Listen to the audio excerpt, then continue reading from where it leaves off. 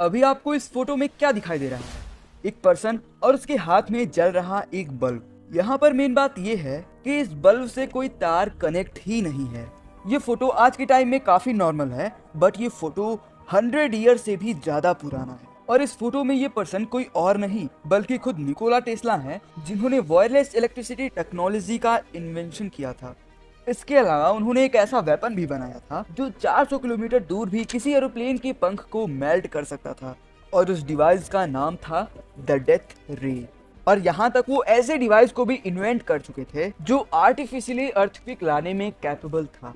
और क्या आप सोच सकते हो कि उस डिवाइस का साइज कितना रहा होगा? वेल, उसका साइज केवल एक स्मार्टफोन जितना था, मतलब जिसे वो अपने पॉकेट में आसानी से रख सकते थे। इनफैक्ट इस डिवाइस के पीछे एक छोटी सी स्टोरी है, जिसमें एक दिन जब टेस्ला न्यूयॉर्क के एक फेमस ब्रिज पर टहलने जाते हैं तो उस पॉकेट डिवाइस से एक टाइप का वेव जनरेट हुआ, जिसके इफेक्ट से लिटरली पूरा ब्रिज गिर गया।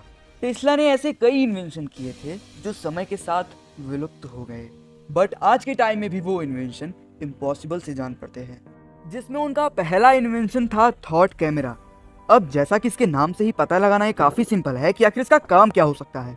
तो जब एक बार निकोला टेस्ला का एक इंटरव्यू हो रहा था, जिसमें टेस्ला ने अपने कुछ इन्वेंशन को इंट्रोड्यूस किया था, उन्होंने बताया कि जब वो 1883 के आसपास ह्यूमन आइज को लेकर काफी सारे ऑब्जर्वेशन कर रहे थे, तो उन्होंने कुछ अलग सा नोटिस करा कि जब कोई इंसान किसी चीज को लेकर इमेजिनेशन कर रहा होता है या फिर उसके बारे में सोच रहा होता है, तो उस रिफ्लेक्शन की वजह से उस इमेजिनेशन की एक छोटी सी पिक्चर उसके रेटिना में कैप्चर हो जाती है, और इसे को रीड करके अपने विजुअलाइजेशन की हेल्प से अपने इस इन्वेंशन को दुनिया के सामने प्रेजेंट किया। इस पर उनका आइडिया काफी सिंपल था कि जब हम किसी चीज के बारे में सोचते हैं तो उसकी इमेज हमारी रेटिना पर क्रिएट होती है, और फिर किसी सिंपल अपैरेटस की हेल्प से उसे रीड करके प्रोजेक्ट किया जाए तो हमारी आईज किसी प्रोजेक्टर की तरह वर्क करेंगी। और अगर ऐसा हुआ तो हमारा दिमाग एक खुली किताब की तरह हो जाएगा और कोई भी किसी का भी दिमाग आसानी से पढ़ सकेगा।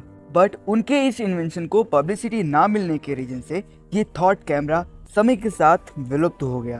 दरअसल थॉट कैमरा में फेल होने के बाद उन्होंने इलेक्ट्रिसिटी पर अपना रिसर्च चालू किया। अब क्योंकि उन्होंने इलेक्ट्रिसिटी तो प्रोड्यूस कर ली थी, पर उसे वायरलेसली सभी घरों तक पहुंचाने के लिए वो एक डिवाइस की खोज में थे, एक ऐसी डिवाइस जो काफी छोटा बट पावरफुल भी था, और इस डिवाइस को नाम दिया स्टीम पावर ऑसिलेटर। बट ये इलेक्ट्रिसिटी जनरेटर एक अर्थक्वेक मशीन में कन्वर्ट हो गया, क्योंकि ये डिवाइस एक टाइप की फ्रीक्वेंसी को जनरेट करता था। इसीलिए उन्होंने सोचा कि अगर इसकी फ्रीक्वेंसी सिस्टम की फ्रीक्वेंसी से मैच होगी तो इजीली सिस्टम में करंट फ्लो होना शुरू हो जाएगा। और जैसे ही उस डिवाइस को उन्होंने ऑन किया, उनकी पूरी बिल्डिंग ही हिलने लगी।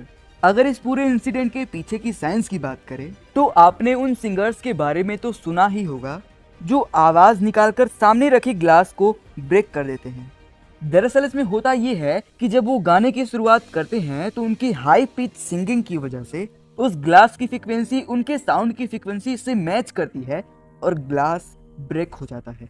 और टेस्ला के ऑसिलेटर के साथ कुछ ऐसा ही हुआ था, जिसमें ऑसिलेशन का एल्टीट्यूड इतना बढ़ गया कि उसकी फ्रीक्वेंसी बिल्डिंग की नेचुरल वाइब्रेशन के साथ मैच करने लगी और नतीजन अर्थक्वेक आ गया। और वो इसी एक्सपेरिमेंट को एक्सट्रीम लेवल पर करने के लिए वो एक कंस्ट्रक्शन साइट पर गए, और वहां पर जब इस डिवाइस को ट्राई किया तो अनफॉर्चुनेटली उन्हें यही सेम रिजल्ट देखने को मिला। अब क्योंकि टेस्ला उस टाइमलाइन से बिलोंग करते थे जब उन्होंने वर्ल्ड वार 1 और वर्ल्ड वार 2 में अपनी आंखों के सामने 120 मिलियन से भी ज्यादा निर्दोष लोगों को मरते हुए देखा था। उस वक्त तो खैर वो कुछ कर नहीं पाए, बट शायद उन्होंने ऐसा कुछ जरूर ठाना था कि वो कुछ ऐसा इन्वेंशन करेंगे जिससे फ्यूचर में ऐसा वार कभी भी ना हो। इसीलिए उन्होंने ऐसे 2 डिवाइसेस को इन्वेंट किया जिससे कुछ ही समय में बड़े से बड़े वॉर को तत्काल रोका जा सके, जिसमें पहला डिवाइस था आर्टिफिशियल टाइड वेव और दूसरा था द डेथ रे। अगर टाइड वेव की बात करें तो वो एक ऐसा डिवाइस था जिसमें एटॉम बॉम्ब जितनी एनर्जी थी, और साथ ही इसका मैकेनिज्म भी काफी सिंपल था, जिसमें पानी के अंदर इन्हें अलग अलग जगहों पर सेट करने के बाद इसके रीजन में जैसे कोई बैटल शिप एंटर करे, उसका बटन ऑन करने पर एक 30 to 40 मीटर का ऊंचा टाइड जनरेट होगा और पूरी शिप डूब जाएगी। और अब डेथ रे की बात करें तो टेस्ला ने सबसे पहले 1934 में एक इंटरव्यू के दौरान इस डिवाइस को इंट्रोड्यूस किया, और इस डिवाइस को नाम दिया टेलीफोर्स या डेथ रे, जिसकी हेल्प से 400 किलोमीटर दूर किसी भी ऑब्जेक्ट को खत्म किया जा सकता था या फिर किसी भी कंट्री के अराउंड इनविजिबल इलेक्ट्रिक शील्ड को क्रिएट किया जा सकता था, जिसे अगर किसी ने भी क्रॉस करने की कोशिश की तो वो तुरंत जलकर राख में कन्वर्ट हो जाएगा। और जब वो अपने इस आइडिया को लेकर यूएसएसआर गवर्नमेंट के पास पहुंचे तो वहां उन्हें रिजेक्ट कर दिया जाता है और किसी भी तरीके की हेल्प करने से भी मना कर दिया जाता है। इन सब के बावजूद टेस्ला श्योर थे और कहा, जिस चीज को लोग आज के टाइम में फेक समझ रहे हैं मैंने ऑलरेडी कर लिया है।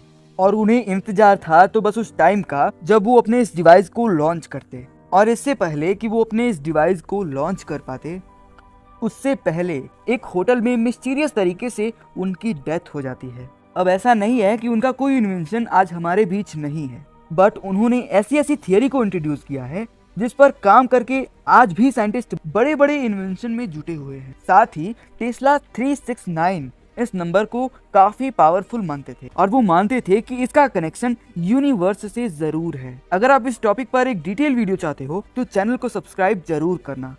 तो आज के इस वीडियो में बस इतना ही। मिलते हैं किसी नए वीडियो में नए टॉपिक के साथ। तब तक के लिए जय हिंद।